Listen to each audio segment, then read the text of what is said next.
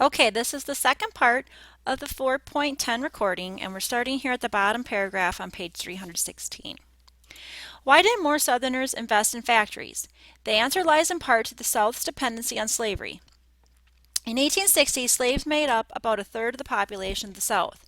Some Southern industrialists rented or bought slaves to work in their mills, but as cotton prices climbed and plantations expanded, the value of each field slave rose. Gang labor, the most efficient way to harvest cotton, was so difficult that free workers insisted on wages higher than owners were willing to pay.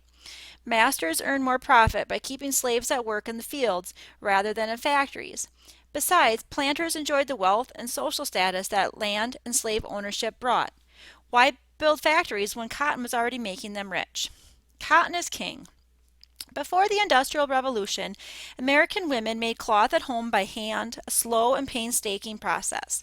But in the late 18th and early 19th centuries, with the invention of mechanized spinners and power looms, textile mills in Britain and New England could each churn out hundreds of yards of fabric a day. Eli Whitney's cotton gin allowed farmers to process as much raw fiber in 24 hours as they once did in a month. These innovations, mechanizing the cleaning and weaving of cotton, transformed the American economy. Cotton fabric, cheaper than linen and silk, and lighter and softer than wool, quickly replaced other fibers in men's shirts and jackets. Cotton fabric could be printed with patterns. Women could purchase calico print dresses, which were more fashionable than homespun goods. Between the birth of the Republic and the Civil War, cotton production in the United States skyrocketed. In 1790, American farmers produced 3,000 bales. By 1859, output reached more than 5 million bales. Much of this was shipped abroad to England, continental Europe, and Russia. Southern planters furnished 70% of the cotton used in British textile mills and 60% of the world's supply. By 1860, cotton brought America as much revenue as all the nation's other exports combined, and its value continued to rise in the next decades. As America's chief export, cotton funded the growth of a nation. Northern shipping centers and factories were financed in large part out of cotton profits, which also paid for most of the country's imports. Southerners reduced their output of their other crops to cash in on cotton.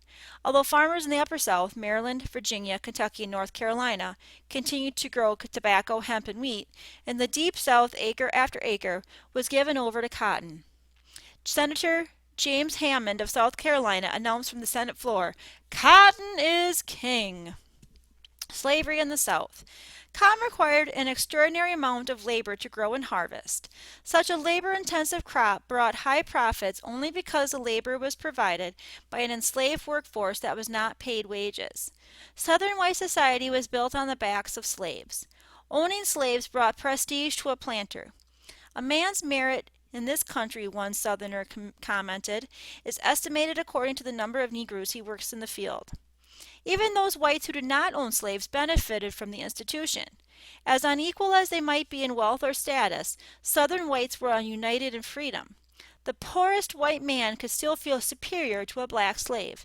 It is African slavery that makes every white man in some sense a lord, wrote a Southern editor in 1850. Here the division is between white free men and black slaves, and every white is and feels that he is a man. While Southern whites who did not own slaves might resent the power and prestige the large plantation owners enjoyed, they appreciated the social status that the slave system afforded them. The distribution of the slave population. In 1810, 2 years after Congress abolished the slave trade in the United States, 1.2 million slaves lived in the South. 50 years later, due to births, there are almost 4 million slaves, a third of that region's population. As the number of slaves increased, so did the number of slave states. With the explosion of the cotton market, planters pushed west to cultivate new land in Missouri, Arkansas, and Texas. Between 1810 and 1860, more than 100,000 slaves per decade moved west from coastal states, mostly to Alabama, Mississippi, Louisiana, and Texas. Some accompanied masters who were setting up new farms, but hundreds of thousands were sold to buyers downriver along the Mississippi. Cotton demanded labor, and owners in the Upper South stood to make a lot of money selling slaves to Western planters, even if it meant tearing slave parents from their children. Even though the Southern economy was built on slavery, only 1 out of every 4 white Southerners owned slaves. Most white farmers who owned slaves had fewer than 10. In the southern Appalachian Mountains, where the terrain was too rugged for large-scale farming, slavery was rare. Slaves were most numerous in the cotton lands from South Carolina westward into Mississippi. In some areas of Louisiana, slaves greatly outnumbered whites. That same fertile belt was home to most of the large plantations. But those vast farms with hundreds of acres of cropland and hundreds of field hands were the exception, not the rule. Most of the southern slave population, approximately three-quarters of it, lived on farms holding fewer than 50 slaves. The small slice of the planter aristocracy that held 50 to 100 or more slaves were the men growing richest.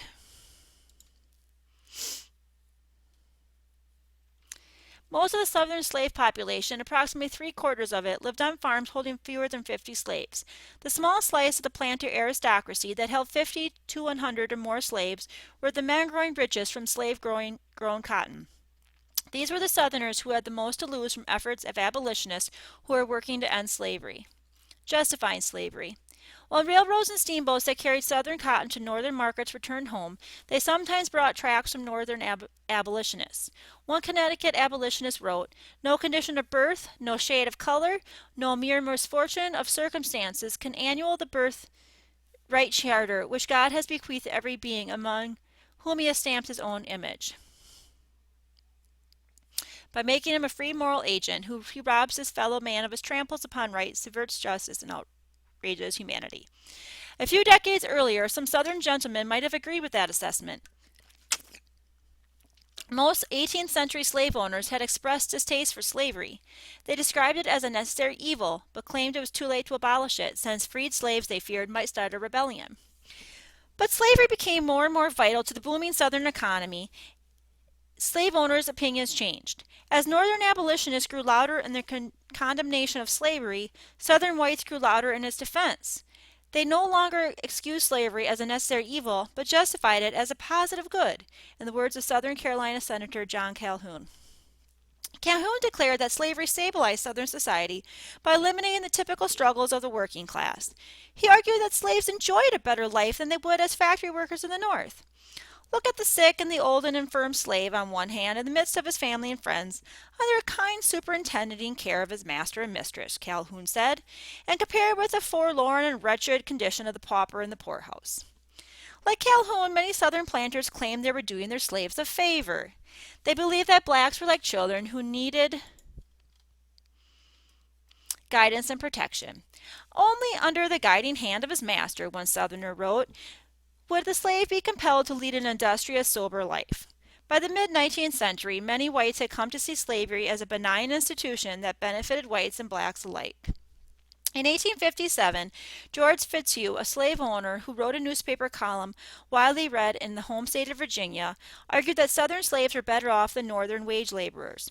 Human law, wrote Fitzbaugh, might abolish slavery, but it can never create between the capitalist and the labor the kind and affectionate relations that usually exist between master and slave. Fitzbaugh went on to describe slaves and their masters as one big, happy family. But besides wife and children, brothers and sisters, dog, horses, birds, and flowers, slaves also belong to the family circle. Does their common humanity, their abject weakness and dependence, their great value, the ministering to our wants in childhood, manhood, sickness, old age, cut them off from that affection which everything else in the family elicits? No, but the interests of master and slave are bound up together, and each in his appropriate sphere naturally endeavors to promote the happiness of the other. Slave life and culture in the South. Despite the claims of white planters, few, if any, slaves were happy to be in bondage. For slaves, life meant daily humiliation, toil, and the looming threat of physical punishment. Slaves began work at a young age, carrying water to their elders or performing light field or housework, and continued their labors through old age. Slave experiences varied from region to region. A slave on a small Virginia tobacco farm led a very different life from a slave in the cotton fields on a large Mississippi plantation. On the smaller farm, the owner might work alongside his servants. On the larger plantations, masters typically hired a white overseer to supervise field work. The overseers in turn appointed black drivers to watch each gang of 10 or so slaves. On a plantation, the workday started at sunup when overseers drove male and female slaves into the fields. At busy times of the year, slaves might toil well into the night, with breaks few and short. Frederick Douglass, a slave who escaped from Baltimore to Massachusetts in 1838 and became a leading abolitionist, recalled the slave's downcast condition. Hurried on by no hope of reward, no sense of gratitude, no love of children, save the dread and terror of the slave driver's lash. So goes one day, and so comes and goes another. Few masters try to encourage hard work by offering rewards, such as free time, special privileges, or money, but they were the exception. The law deemed slaves property, not citizens, and allowed masters to treat them as such. The most common motivator on the plantation was the whip. If one falls behind or is a moment idle, one former slave recalled of gang labor, he is whipped. In fact, the lash is flying from morning until night. Sometimes owners would flog slaves publicly to humiliate them and send a warning to onlookers. Fear dominated most southern plantations, where the threat of violent punishment was a powerful deterrent against violence. Since slaves who were too badly mistreated would be unfit for work, most owners, out of self-interest, provided their slaves with adequate food, clothing, and housing. But few slaves received anything beyond the basics. Slave cabins had dirt floors. Sugar and salt were luxuries. A lifetime of subservience and brutally chipped away at a slave's emotional well-being. I was broken in body, soul, and spirit, Frederick Douglass wrote. Nevertheless, most slaves managed to hold on to some sense of dignity and humanity. Strong family ties helped. Although slave marriages were not recognized by law, masters believed that marriages had a stabilizing influence and encouraged them. But these same masters often sold a husband away from his wife or a mother away from her children. The threat of sale proved one of the more powerful punishments on the plantation. Hundreds of thousands of slaves were sold from the Upper South to the cotton country in the Deep South. Most never saw their loved ones again.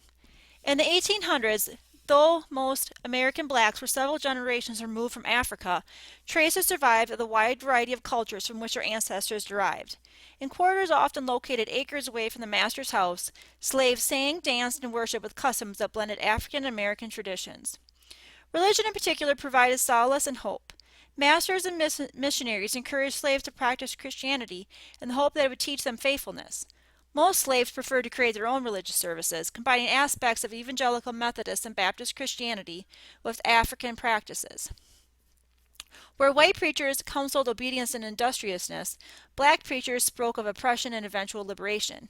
They drew special inspiration from the book of Exodus, with its description of Moses leading the Israelites out of bondage, and the word of a popular spiritual. When Israel was in Egypt land, let my people go. Oppressed so hard they could not stand, let my people go. Go down, Moses, way down Egypt land. Tell old Pharaoh, let my people go. Okay, and we're going to stop here in the reading and go back, because I think, okay, because we actually read a little extra, but that's okay. Remember to complete the reading guide. And look here at let's see, just hold on, and we'll be fine where we need to go. Oh, the graded assignment. So yes, for your graded assignment, it's 100 points, so make sure that you read the directions and complete the 4.10 graded assignment called the North and South. If you have any questions, let your teacher know. Best of luck.